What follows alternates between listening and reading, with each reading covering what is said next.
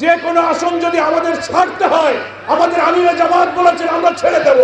বরগুনাবাসী, আগামী নির্বাচন যদি হয়, ইনশাআল্লাহ হবে, আমরা আর 14, 18, 24-এর ইলেকশন হতে দেব না।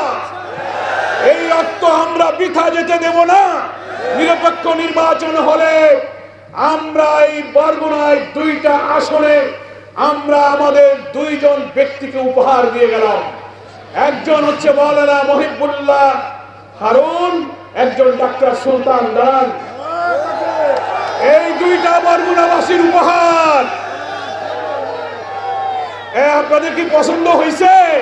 ইসলামী দলগুলোর সাথে একটা ঐক্যের প্রচেষ্টা হচ্ছে, খবর পাইছেন তো? আলেম ওলামা পীর মাশায়েখদের মধ্যে সবাই এখন চিন্তা করছে আমরা সব এক হব। অনেক রাজনৈতিক দল ছোট বড় ঐক্যের আলোচনা চলছে। যদি ঐক্য হয় ইনশাআল্লাহ হবে। এই ঐক্য ঠিক রাখতে দলগুলোর মধ্যে 300 আসনের যে কোনো আসন যদি আমাদের ছাড়তে হয়, আমাদের আমিরে জামাত বলেছেন আমরা ছেড়ে দেব।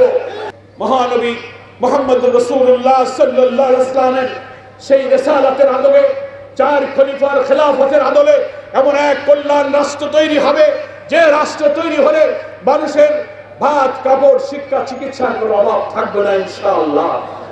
আল্লাহর নবী বলেছেন, ইসলামিক ওয়েলফেয়ার স্টেটের যে কনসেপশন, ইসলামের যে বিউটি, যে সৌন্দর্য, তার যে ধারণা, রাষ্ট্র শাসকের দায়িত্ব হলো একটি দেশের সব মানুষের অর্থনৈতিক সমস্যার সমাধান করা।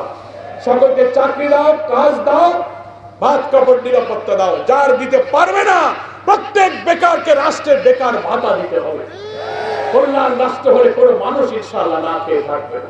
একটা ভালো ইলেকশন হইতে গেলে অন্তত যে অঙ্গগুলোরে মলম লাগাইতে হয়, ইলেকশন প্রক্রিয়ার সাথে ইলেকটোরাল প্রসেসের সঙ্গে যে ডিপার্টমেন্টগুলো অর্গানগুলো ইনভলভ, সেই 5-6টা police administration, electoral system, civil administration, কনস্টিটিউশনের কিছু জায়গা লাগবে, জুডিশিয়ারি, 5-6টা জায়গায় আপনি সংস্কার করে মেরামত করে নির্বাচনটা যেন নিরপেক্ষ হতে পারে, এইটুক সংস্কারকে আপনি ইলেকশনটা দেন।